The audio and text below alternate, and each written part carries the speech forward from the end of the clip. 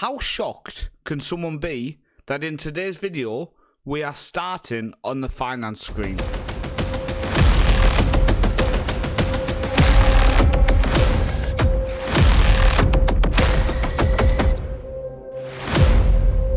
So welcome to today's video. I have toned down the volume on the introduction. Someone did comment saying that they weren't going to listen anymore because the volume was so high. Now I do implore everybody who has an opinion on my content, because they did say they enjoyed the content. If you don't like an aspect of it, make sure you do comment that aspect you don't like, and don't just say you're not going to listen anymore because of it, because that doesn't benefit the channel long term. Now, if you are enjoying the content, make sure you do go and comment below. Let me know your opinions on it, good and bad. It's always welcome, and the more comments on a video, the more YouTube thinks the video is doing well. So comment anything, comment hi if you have nothing to say. So we are in the red, 316k in the red. I can say we have dropped below our scouting budgets. Let's just go into here.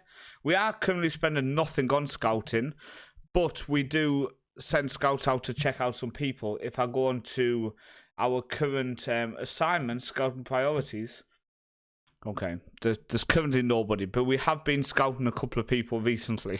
I'm going to use this guy as an example. So I'd ended our scouting budget, our scouting focus payments of 20,000 a month, but then this guy came to me as an agent recommended, so we ended up checking him out. He was playing at South Florida FA, and yeah, we decided to give him a look, and he turned into being a quite decent goalkeeper. He's 6'6" at 18 years old, and he is Norwegian as well as American. So we brought him back to Norway, and I think he could be a decent keeper. And it came at the best time possible, because our actual keeper, Sander London, has just picked up an injury, and he's going to be out for 6 weeks, I think it is. 3 to 5 weeks left, so I think it would have been about 6 weeks when he picked up the injury. So it is nice that we do have another goalkeeper of quality, because apart from him, it was Erdal. And while he looks like a decent keeper, I just never feel like he is good enough to step in and be first choice. When you look at his highest goalkeeping attributes are he's very eccentric, and he likes to punch the ball. They're his two best. Oh, and also rushing out. So he's going to rush out, he's going to basically be eccentric, and he's going to punch it.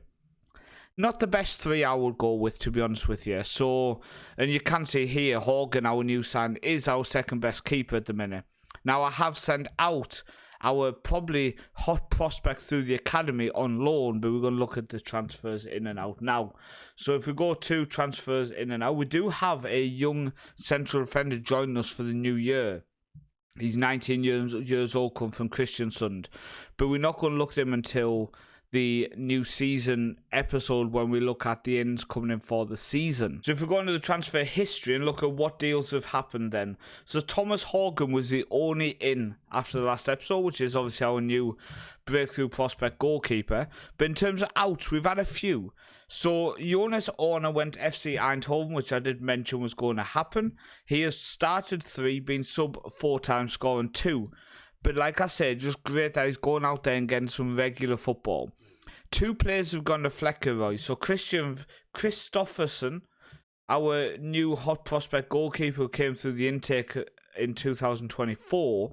I do have potential. I do have hope he has a lot of potential. He's played 6 games already in the 3rd tier, and I just think it was nice to get him that kind of football.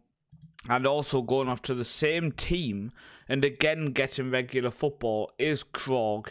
He's gone off to Fleckeroy as well. They were bottom of the league when I sent them players. How are they doing now? Now they're second bottom and closing the gaps. So hopefully them 2 signings are helping them. And Krog, I have so much hope that he can be a top player, but he was maybe our 5th choice winger for us, so getting him out to get regular first team football for the rest of the season was something I wanted to do. And Björlo, who was in our B team, never settled into our club. We've sold him for 4.4k, and if anything, it just dropped our wage budget. We're currently spending 28.7, And when he was at club, he was 29.5 roughly. So our spending has dropped, which is fantastic. I've made no major sales, I've made no major signings, but we've dropped our wage bill. So really, really pleased with that. So in terms of how the games have gone, we beat Sogndal after the last episode 5-2, with Volas scoring 2, Gudmundsson on the score sheet, Carvalho, our young central defender, and Barish on the score sheet. But then we had a bad month, and it does seem we'll have a good month, then a bad month, then a good month. We lost 2-0 to Viking away from home, before a 0-0 at home to Lillestrøm. We lost away to Molde 3-2. We were down to 10 men at that point when we were winning the game 2-1. So that's disappointing. We then beat Bøder Glimt 2-0 at home, an own goal, and then Barish on the score sheet. A 0-0 away to Rosenborg, which I guess when you look at them results, they weren't the worst. We then drew 1-1 against Stabæk, Fiskerstrand on the score sheet, and then we've just beat Start away from home with 10 men after finally picking up a red card, with John Barish on the score sheet. So currently, we sit in 4th place. We are 9 points clear of 5th with the game in hand. So we could go 12 points clear with 6 games to play. Now, top 4 are guaranteed European football. Now, before the season started, was I demanding European qualification? Not even close. At this point, European football is a very big possibility for season 5. Now, looking at the squad then, top goal scorer is Berisha, who now has 9 in 19 starts, which is fantastic. He really has pushed on, and if he can get into double figures for the goals for the season, I would be a very happy man. In terms of assists, Volas now has 6 with Gudmundsson on 5, and Fanny on 4 with Kojo on 3 as well. Why is Kojo shown in my list? We've got our B team in there. Get rid of our B team. Average rating wise, only 3 players over 7. We have Lunin, Volas, and Erdal, who has played 1 sub appearance. But you know what? It counts. He's in the green. But all in all, I am genuinely pleased with how we go in, how the team's looking, how our squad is developing. We still have a very young squad, and each year they're just going to get better. You think Jurgensen will be 21 next year, will be that one step better. You think the likes of Fanny, Horgan, Bjørnas, Mjøsdalen as well. Skallen's going to be 22 next year.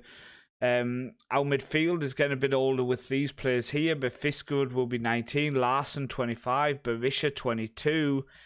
We're just getting better and better. Now, at home to Kongsvinger Idag, today, just randomly moved into some Norwegian speak. We're going to go with our more offensive tactic. We are missing some players. You can see Slaveland's suspended, Fanny is suspended, London is injured, Bergenson's lightly injured, so he won't feature today.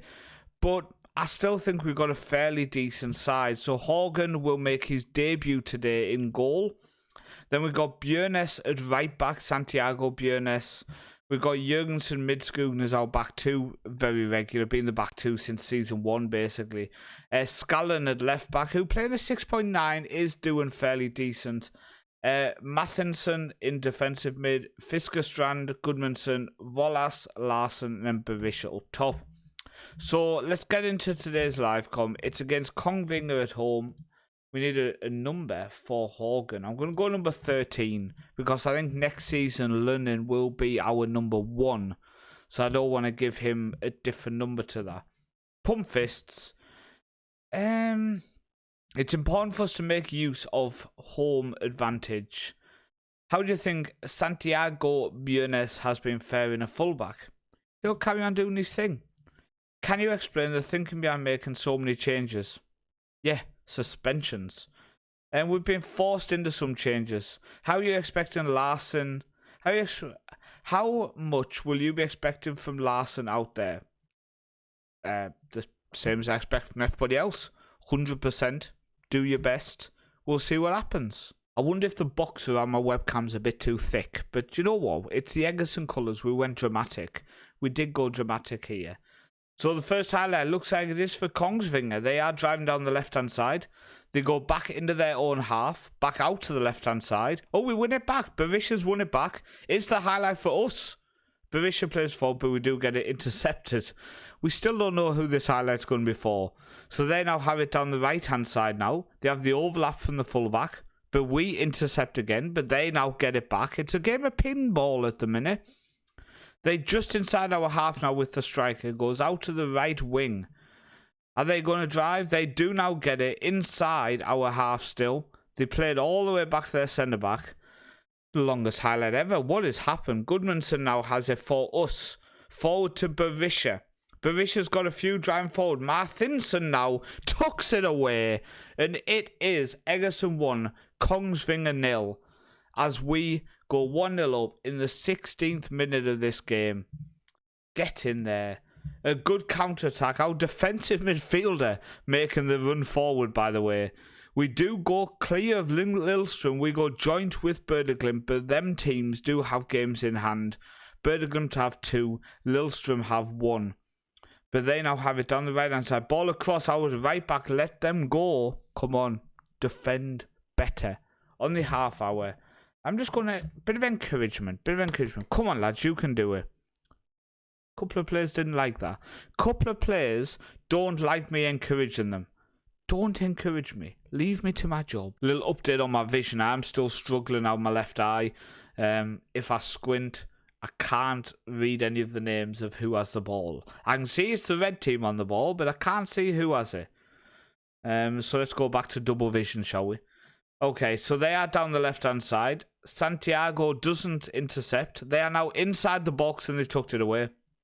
It is 1-1 on the 39th minute. Egerson 1, Kongsvinger 1.